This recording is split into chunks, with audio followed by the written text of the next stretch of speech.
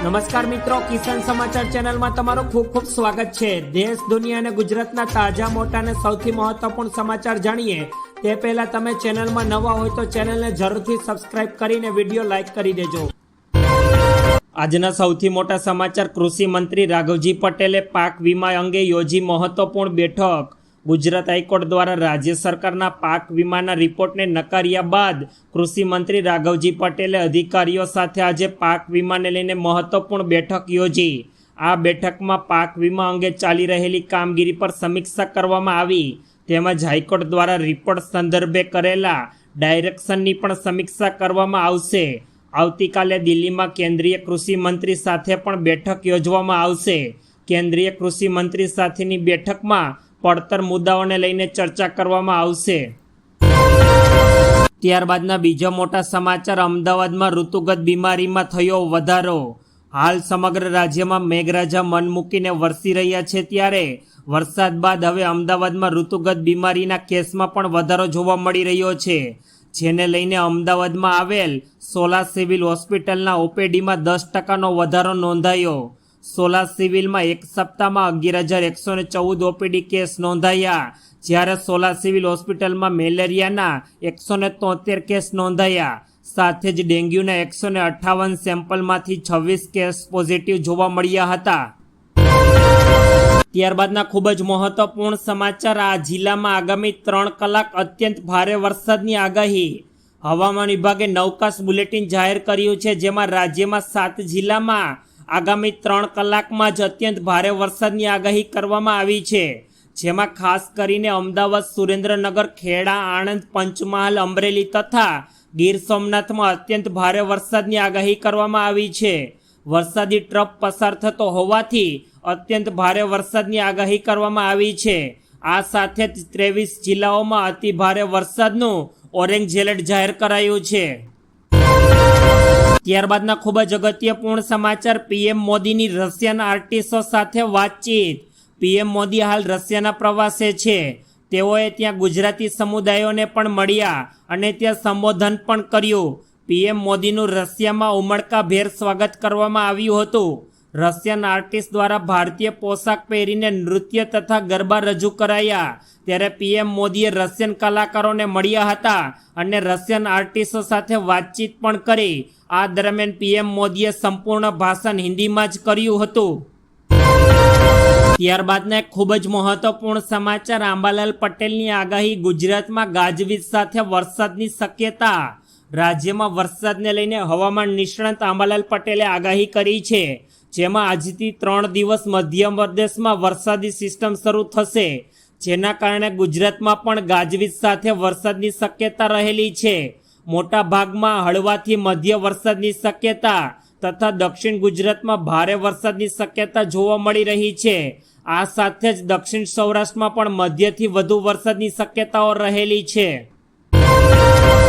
ત્યારબાદના અગત્યપૂર્ણ સમાચાર। ગુજરાતમાં મોન્સૂનની શરૂઆત સાથે જ અમદાવાદમાં રોગચાળો વકર્યો। ચોમાસાની શરૂઆત સાથે જ અમદાવાદમાં રોગચાળો જોવા મળ્યો, જેમાં પાણીજન્ય રોગચાળાના કેસમાં વધારો થયો, ત્યારે ઝાડા ઉલટી, ટાઇફોઇડ, કમળો અને કોલેરાના કેસમાં પણ વધારો નોંધાયો। જુલાઈ મહિનાના એક સપ્તાહમાં પાણીજન્ય રોગચાળાના સૌથી વધુ કેસ નોંધાયા, જેમાં ઝાડા ઉલટીના 291 કેસ અને કમળાના 71 કેસ નોંધાયા છે। આ સાથે જ ટાઇફોઇડના 158 કેસ તો કોલેરાના પણ 6 કેસ નોંધાયા છે। ત્યારબાદના ખૂબ જ ઉપયોગીપૂર્ણ સમાચાર। ચોમાસાની શરૂઆત સાથે જ શાકભાજીના ભાવમાં ભડકો। ચોમાસાની શરૂઆત સાથે જ શાકભાજીના ભાવમાં ભડકો થયો છે, જેમાં ભારે વરસાદને કારણે પરપ્રાંતથી આવતા શાકભાજીની આવક ઘટી, તેમજ શાકભાજીની આવક ઘટતા ભાવમાં વધારો થઈ રહ્યો છે, તેમ વેપારી જણાવી રહ્યા છે। મોટા ભાગની શાકભાજી 150 થી 200 રૂપિયા કિલો થઈ ગઈ છે, તેમજ ગરીબોની કસ્તુરીનો ભાવ પણ 50 રૂપિયા કિલોએ પહોંચ્યો છે, જેમાં 40 રૂપિયા કિલો મળતી કોબી 80 રૂપિયા કિલો થઈ ગઈ છે, તેમજ 50 રૂપિયા કિલો મળતા લીંબુ 80 રૂપિયા કિલો થઈ ગયા છે। ત્યારબાદના સૌથી અગત્યપૂર્ણ સમાચાર। અમદાવાદના વસ્ત્રાલ વિસ્તારમાં કપિરાજનો આતંક ફરી સામે આવ્યો। કપિરાજે 5 થી 6 લોકો પર હુમલો કર્યો અને 3 સોસાયટીમાં આતંક મચાવ્યો છે। કપિરાજથી હાલ લોકો ત્રાહિમામ પોકારી ઉઠ્યા છે અને છેલ્લા કેટલાય સમયથી પરેશાન થઈ ગયા છે. કપિરાજના હુમલાના સીસીટીવી કેમેરાઓ પણ સામે આવ્યા છે. સોસાયટીમાં રમતા બાળકો સહિત મહિલાઓ, વૃદ્ધ પર કપિરાજ અચાનક જ હુમલો કરે છે. ત્યારે આ દરમિયાન વન વિભાગની ટીમને જાણ કરતા ટીમ તત્કાલિક આવીને હાલમાં કપિરાજને પાંજરે પૂર્યા છે. ત્યારબાદના ખૂબ જ મહત્વપૂર્ણ સમાચાર રાહુલ ગાંધીને લઈને સામે આવ્યા. રાહુલ ગાંધી આજે રાયબરેલીની મુલાકાતે છે.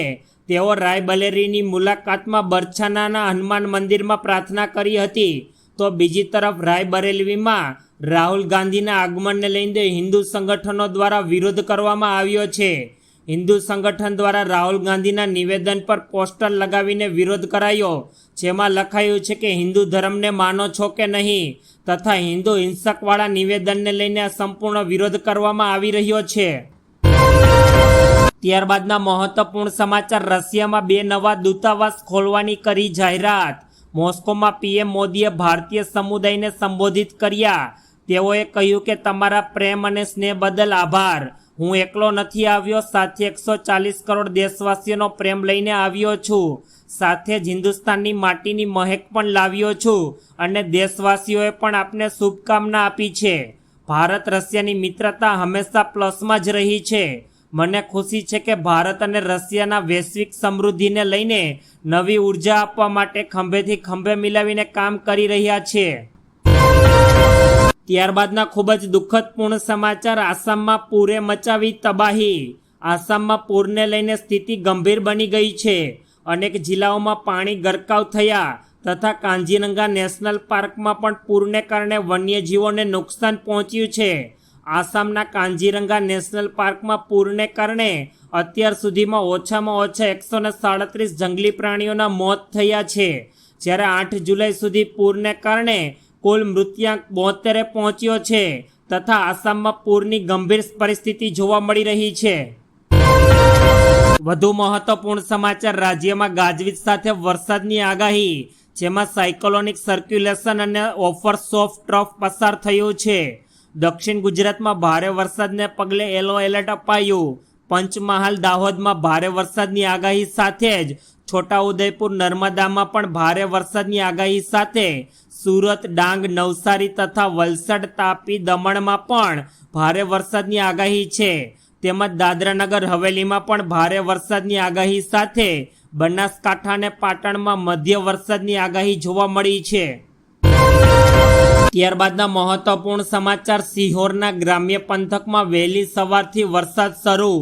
હવામાન વિભાગ દ્વારા રાજ્યમાં સાર્વત્રિક વરસાદની આગાહી કરવામાં આવી હતી, જેને લઈને અનેક જિલ્લાઓમાં વરસાદ જોવા મળ્યો. ત્યારે ભાવનગરના સિહોરના ગ્રામ્ય પંથકમાં ધોધમાર વરસાદ શરૂ થઈ ગયો છે, જેમાં સિહોરના ગ્રામ્ય પંથકમાં અનેક વિસ્તારોમાં વરસાદ નોંધાયો.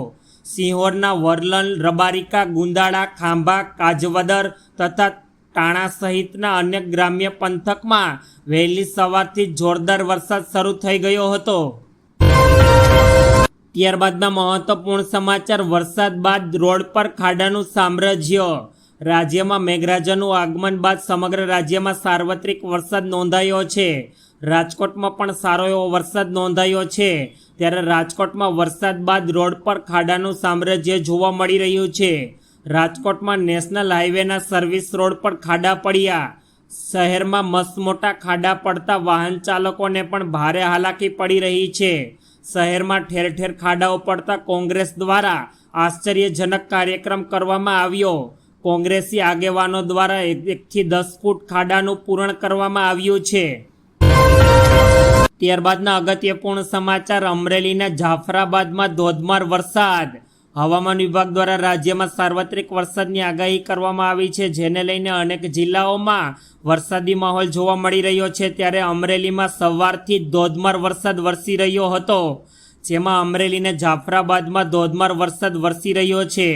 ધોધમાર વરસાદથી જાફરાબાદમાં જળબંબાકારની સ્થિતિ સર્જાઈ છે તથા જાફરાબાદના ગ્રામ્ય વિસ્તારોમાં ધોધમાર વરસાદ આવ્યો. અમરેલીના જાફરાબાદમાં ધોધમાર વરસાદને કારણે બજારોમાં ચારે તરફ પાણી જોવા મળી રહ્યું છે.